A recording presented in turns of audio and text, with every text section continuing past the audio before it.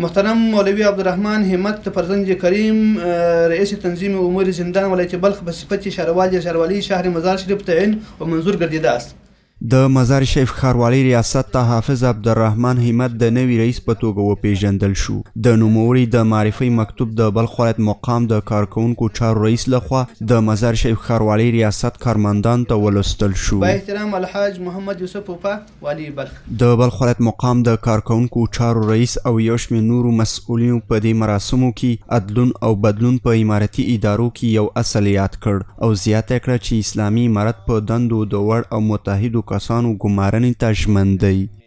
نو دا مسؤلیتونه خو موږ ویلي چې مسؤلیتونه چې دي دا غنیمتونه نه دي چې سړی یې د پیسو راټولولو د مال راجمع کولو او د مادیاتو راجمع کولو دپاره خلک استعمال کړي. مسؤلیتونه چې دي هغه چې دي امتحانونه دي.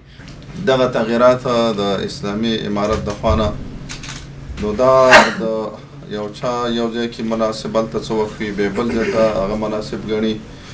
نو ټول زموږ او تاسو د اسلامي امارت عسکر او مسؤلین یو نو هغه هم چې کوم ځای ته د خدمت ته معرفي کوي نو موږ او تاسو هغه قبلوو او اطاعت کوو. په هر وخت کې په امارت اسلامي کې په هر وخت کې ما خپل ځان لپاره وظیفه نه ده غوښتې نو د مشر د امارت د مقام لخوا چې راته سپارل شوې ده هغه کې نو الله رب العزت دا وعده ده چې زه درسره همکاري کوم.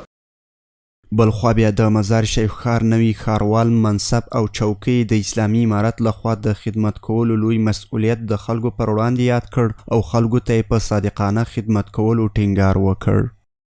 دا اطمینان هم ان شاء الله العزیز ورکوو موږ د بلخ ولایت د مزار شریف و همشریانو ته چې زه کوشش کوم چې اوس فلحال کوم عواید دي د مزار ښاروالي چې تعداد یې د درو روبه ده مخکې ښاروال صاحب اعلان کوي. زه کوشش کوم چې دا عواید ان شاء الله العزیز زه مطمئنه یم او زما به ټول فوکس پر دې باندې چې دغه عواید که موږ او تاسې ژوندي وو او دلې وو تر کال دغه وخته پورې به ان شاء الله العزیز دا عواید یو په دوه کوو موږ. د یادونې وړ ده چې مخکې له دې محمد کاظم طارق د مزار شریف ښاروالۍ د رئیس په توګه دنده مخته وړله چې د بلخ ولایت مقام په وړاندیز او د افغانستان اسلامي امارت علی قدر امیر المؤمنین په فرمان حافظ عبدالرحمن همت اوس دا دنده مخته وړي.